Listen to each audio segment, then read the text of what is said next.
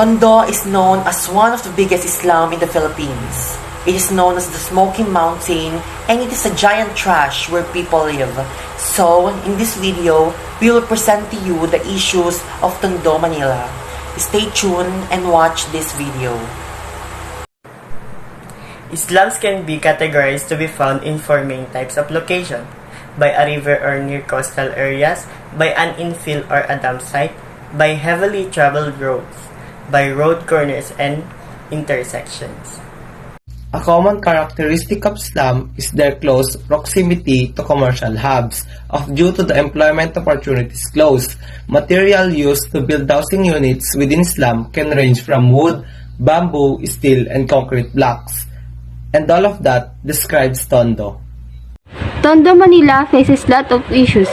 It is not new to us that politicians only show their concern during the election to get the vote. The people in Tondo gets a lot of visits from these candidates to get their votes. In return, they will get their daily meal and some cash during that week of campaign election. But after election day, there is slow action from the politician as what they had promised to the slum, just like to clear the rubbish and to improve the drainage system. Number of case studies showed that there has been a few delayed of housing projects for the slums because of corruption and abuse of power. The rampant corruption had caused the government give excuses that the areas of slums too huge, the process of clearing the rubbish and other areas of improvement will need more fund, support, and takes time. Another thing is only NGOs and religions group of people genuinely help the slums, but they had not been getting any funds from the government for their effort. There are documentaries that shows many other problems existed in Tondo, including malnutrition, low-paid worker, no birth control, and medications. In the slums which have not been getting the attention from the medication in the government or the ex-leaders of the districts for the past 21 years. Because of the crowded slum population of Tondo, it leads them into various social problems. Just like the slums, hard to get better job due to the stereotype of their living condition and no transportation. Having a sustainable job for each family leads them into gambling, crime, and violence. Poverty is one of their biggest battles that they are facing off. Because of poverty, it leads them into lack of education from early childhood, teen pregnancy, and miscarriage. Severe malnutrition and disease is an everyday reality for the residents living in this area. Residents of Tondo look through garbage daily for anything of value. One common finding is chicken scraps, which are collected in bins and then recycled through boiling. This is referred to as pagpag, which is then sold to hungry families in slums for a few pesos. The rate of malnutrition in this area keeps increasing. The Tondo district, a neighborhood in Manila, is one of the most densely populated places with 80,000 people per square kilometer.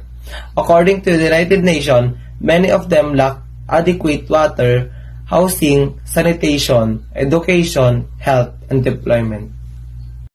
The commitment from the government is very important. First, to abolish urban fragmentations among the states. Second, improve and enforce the policy, including health, employment, and urban policy. Third, enforce the education from young children. Fourth, to provide sufficient jobs and the standard earning. Fifth, provide sufficient clinic and medications. Maybe Tondo is one of the worst places here in the Philippines, but no matter how hard the situation of the people living here, poverty didn't stop them from smiling and showing that there is hope for Tondo to change and to become a better place for them.